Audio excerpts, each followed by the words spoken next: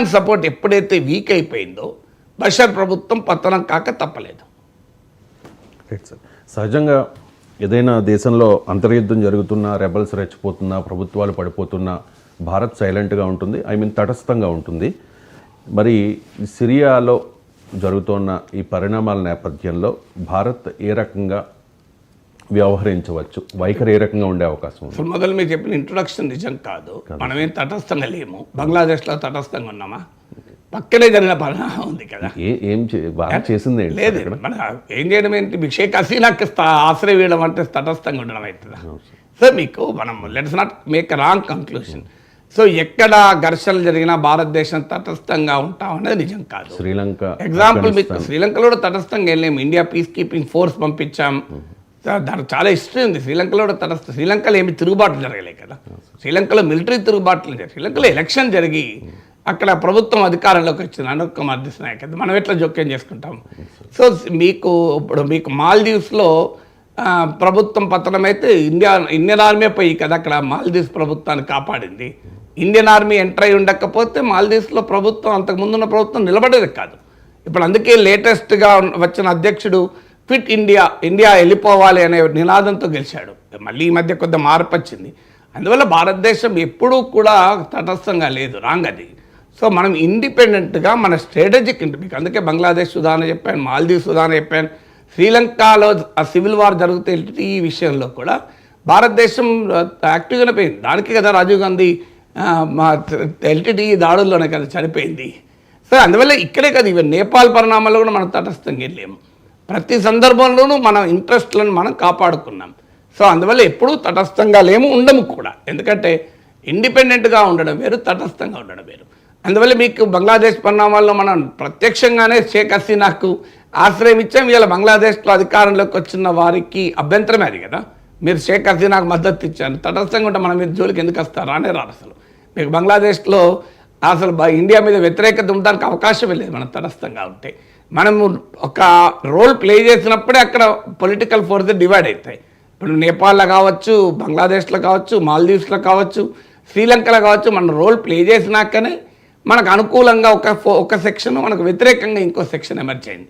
అందువల్ల మనకు Russia Ukraine వార్లో మనము ఒక రకంగా డిస్టెన్స్ మెయింటైన్ చేసిన మాట నిజం. ఎందుకు మెయింటైన్ చేస్తామంటే అది మన స్ట్రాటజిక్ ఇంట్రెస్ట్. ఇప్పుడు రష్యా మనకు మిత్రదేశం. సో రష్యాతో మనకు లాంగ్ స్టాండింగ్ డిఫెన్స్ రిలేషన్స్ ఉన్నాయి. సో మీకు ఉక్రెయిన్తో కూడా మనకు సంబంధం. అందువల్ల మనం వార్ను సపోర్ట్ చేయలే. అదే సమయంలో అమెరికా విధించిన ఆంక్షల్లో కూడా మనం అంగీకరించలేదు. ఎందుకంటే మనకు అమెరికాతో మంచి రిలేషన్స్ ఉన్నాయి, రష్యాతో కూడా మంచి రిలేషన్స్ ఉన్నాయి.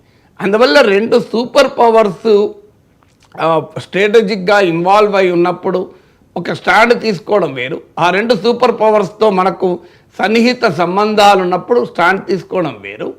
జనరల్గా వచ్చే పరిణామాల్లో మన స్టాండ్ తీసుకోవడం వేరు. అందువల్ల మీకు రష్యా ఉక్రెయిన్లో మనం స్టాండ్ తీసుకోలేదు, నిజమే. ఆఫ్ఘనిస్తాన్లో మనమేం తాలిబాన్ ప్రభుత్వాన్ని సమర్థించలేదు, తాలిబాన్లను ఏనాడు కూడా భారతదేశం వెల్కమ్ చేయలేదు. మన ప్రమేయం లేకుండా తాలిబాన్లు ఆఫ్ఘనిస్తాన్లో అధికారంలోకి వచ్చాక అనివార్యంగా ఎవడు అధికారంలో ఉంటే వాడితో రిలేషన్ మెయింటైన్ చేయక తప్పదు కనుక మన ఇంట్రెస్ట్ల రీత్యా తాలిబాన్లతో కూడా చర్చలు మొదలుపెట్టాం. కానీ మొదట్లో మనం తాలిబాన్లతో సంబంధం లేదు. మనమేమి తాలిబాన్లకు ఆఫ్ఘనిస్తాన్లో పవర్ను ట్రాన్స్ఫర్ చేసే పనిలో భారతదేశం ఏం లేదు. అమెరికా ఉంది, ఖతార్ ఉంది, మనం లేము. అందువల్ల మనము ఇప్పుడు ఈవెన్ ఇండో పసిఫిక్ ప్రాంతం అంటారు, అంటే చైనాకు, చైనాకు, జపాన్కు, చైనాకు, ఫిలిప్పీన్స్కు, చైనాకు, వియత్నాంకు సరిహద్దు వివాదాలు ఉన్నాయి. సౌత్ చైనా సీలో. సౌత్ చైనా సీలో మనకేం సంబంధం లేదు వాస్తవంగా. అయినా మనం ఏం తటస్థంగా లేమాడ. ఆడ అమెరికా నాయకత్వానికి క్వాడ్లో ఉన్నాం. చైనాకు వ్యతిరేకంగా నిర్మించబడిన అమెరికా నాయకత్వంలోని క్వాడ్రిలేటరల్ అలియన్స్లో జపాన్, ఆస్ట్రేలియా, అమెరికాతో కలిసి ఇండియా ఉంది.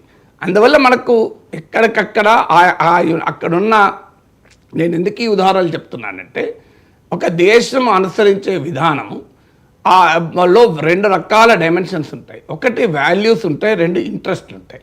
ముఖ్యంగా ఫారిన్ పాలసీలు రెండు ఉంటాయి. ఇది భారతదేశం అనే కాదు, అమెరికా అయినా అంతే, వెస్ట్ అయినా అంతే.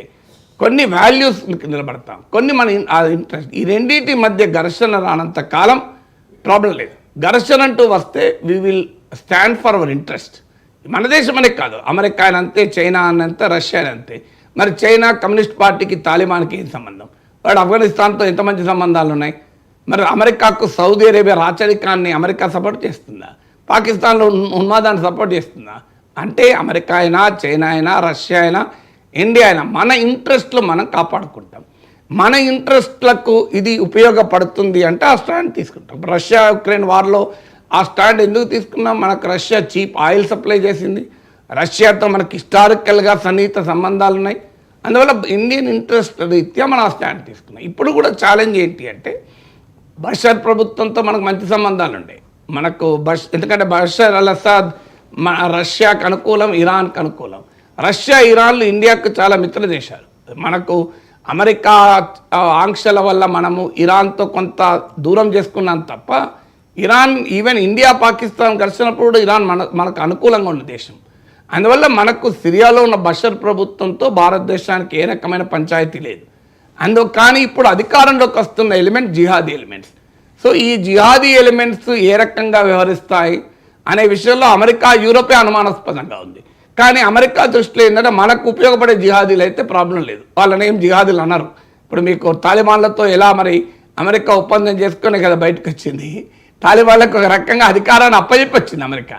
అంటే అమెరికా స్వభావం ఏంటి? ఆడు జిహాదీ కావచ్చు, ఏమైనా కావచ్చు, నాకు ఉపయోగపడితే జిహాదీ కాదు, నాకు ఉపయోగపడకపోతే జిహాదీ అంటాడు. బిన్ లాడెన్ అయినా మంచిదే. సో అమెరికా స్టాండ్ అది. కానీ భారతదేశానికి, అమెరికాకు ఉపయోగపడేది భారతదేశానికి ఉపయోగపడేదని లేదు కదా. ఇప్పుడు ఈ అల్జలానికి పాకిస్తాన్కు కూడా ఈ మిలిటెంట్ హెచ్టిఎస్కు పాకిస్తాన్తో కూడా మంచి సంబంధాలు ఉన్నాయంటారు. ఇప్పుడు ఈ కొత్తగా వచ్చే మిలిటెంట్ వెనకాల టర్కీ ఉంది. టర్కీ చాలా సందర్భాలు ఈ మధ్య మనకు టర్కీ కొంత మంచి సంబంధాలు వస్తున్నాయి. కానీ టర్కీ మొన్న లేటెస్ట్ సందర్భం మినహా ప్రతిసారి యునైటెడ్ నేషన్ వేదికమైన కశ్మీర్, పాకిస్తాన్తో పాటు కశ్మీర్ అంశాలు లేవనెత్తే టర్కీ. సో ఇటీవల టర్కీ ఎర్త్క్వేక్లో భారతదేశం చాలా క్రియాశీలకంగా సహకారాన్ని అందించాక కొంత మారింది. కానీ టర్కీ అధ్యక్షుడు ఎర్డగాన్ ఇస్లామిక్ ప్రపంచానికి నాయకుడు కావాలి అని ప్రయత్నం చేస్తున్నాడు. అందువల్ల మీకు ఇవాళ సిరియాలో అధికారంలోకి వచ్చింది ఇస్లామిస్ట్ ఎలిమెంట్స్. వాళ్ళు జిహాదీలు, ఇస్లామిస్టులు, జిహాదీలు వేరు, ఇస్లామిస్టులు వేరు అని అమెరికా లాంటి దేశాలు వాదన. జిహాదీలు కారు, ఇప్పుడు వాళ్ళు ఇస్లామిస్టులుగా మారిపోయారని. నువ్వు ఏ పేరైనా పెట్టండి. సో బషర్ అల్ అసద్ ప్రభుత్వం ఇండియాలో ఉన్న వివిధ అంశాలపైన ఏ స్టాండ్ తీసుకుంటారు అనేది, దానిపైన మనకు బషర్ ప్రభుత్వంతో సంబంధాలు ఉన్నాయి. ఇప్పుడు కొత్తగా అధికారంలోకి వస్తున్న అల్జలాని ఏ రకమైన సంబంధాలు, ఏ స్టాండ్ తీసుకుంటాడు, మన జియో పాలిటిక్స్ పైన మనం స్టాండ్ తీసుకుంటాం. అందువల్ల స్టిల్ టూ ఇయర్లీ. అందుకే మనమే కాదు, ఈవెన్ అమెరికానే కాన్షియస్గా రియాక్ట్ అయింది. అమెరికానే కాన్షియస్గా రియాక్ట్ అయినప్పుడు ఇండియాకి ఏం తొందర? మనకేమన్నా పక్కనే ఉన్నామా? మనమేమన్నా మరి పక్కనే ఉంటే మనకు తొందర. సో అందువల్ల మనకు అక్కడ ఇప్పుడు రష్యా ఏ పాత్ర, నిన్నటిదాకా బషర్ ప్రభుత్వానికి రష్యా చాలా బలంగా నిలిచింది. ఇప్పుడు రష్యా బలంగా నిలిచి ఉంటే బషర్ ప్రభుత్వం పతనమయ్యేదే కాదు. మరి రష్యా తన ఏ కారణాల రీత్యా పక్క జరుగుతోంది, ఇప్పుడు రష్యా ఏ వైఖరి తీసుకుంటుంది, చైనా ఏ వైఖరి తీసుకుంటుంది, పాకిస్తాన్తో ఎలా లింక్ ఉంటుంది, అమెరికా ఏ వైఖరి తీసుకుంటుంది, అసలు సిరియా ఎలా ఉంటుంది ఈ పరిణామాల తర్వాత, ఇవన్నీ తేలకుండా భారతదేశం ఎందుకు తొందరపడి ఒక స్టాండ్ తీసుకుంటుంది? ఈ పరిణామాలని వెల్కమ్ చేసే స్టాండ్ తీసుకోదు, పరిణామాల పట్ల ఆందోళన వ్యక్తం చేసే స్టాండ్ తీసుకోదు. నాకు తెలిసినంత వరకు వీల్ వెయిట్ అండ్ వాచ్. ఎందుకంటే డిప్లొమసీలో